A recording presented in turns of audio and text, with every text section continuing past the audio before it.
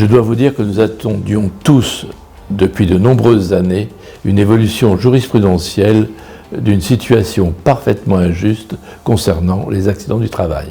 Jusqu'au 20 janvier 2023, un accident du travail avec faute inexcusable était indemnisé de façon forfaitaire par la Sécurité sociale qui considérait que le doublement de la rente indemnisait un certain nombre de postes, notamment le déficit fonctionnel permanent, c'est-à-dire les séquelles physiques et psychologiques de la victime.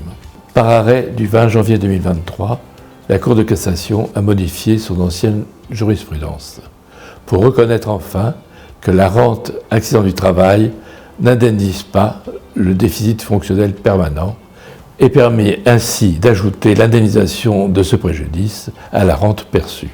Néanmoins, en l'état actuel du droit, l'indemnisation de l'aide humaine n'est toujours pas satisfaisante puisque celle-ci est toujours forfaitaire et n'indemnise pas intégralement la victime après sa consolidation.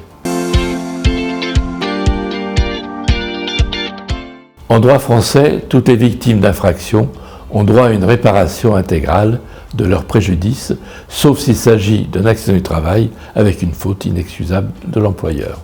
Historiquement, dans le cas d'accident du travail, lorsqu'il y avait faute inexcusable de l'employeur et donc une infraction, les victimes n'étaient pas indemnisées intégralement.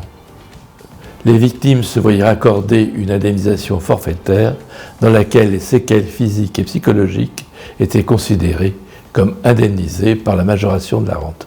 Il s'agissait d'une injustice flagrante, au regard du fait que la victime d'une infraction à l'occasion de son travail était infiniment moins indemnisée que les autres victimes.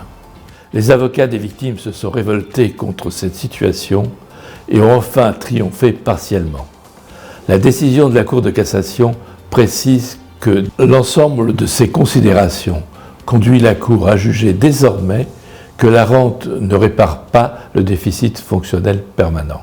En conséquence, l'indemnisation de ce poste de préjudice devient possible dans le cadre d'un accident du travail.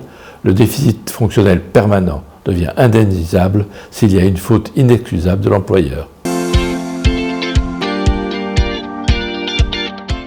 La Cour de cassation rapproche enfin l'indemnisation des victimes d'accidents du travail en présence de fautes inexcusables de l'employeur de l'indemnisation des victimes d'accidents médicaux, d'agressions, d'infractions, d'accidents de la circulation, pour lequel le principe de la réparation intégrale des préjudices est acquis. Cependant, le rapprochement n'est pas total, il reste encore une marche importante à franchir, celle d'obtenir pour les victimes d'accidents du travail en présence d'une faute inexcusable de l'employeur l'indemnisation intégrale de l'aide humaine ainsi que celle des pertes de gains professionnels futurs.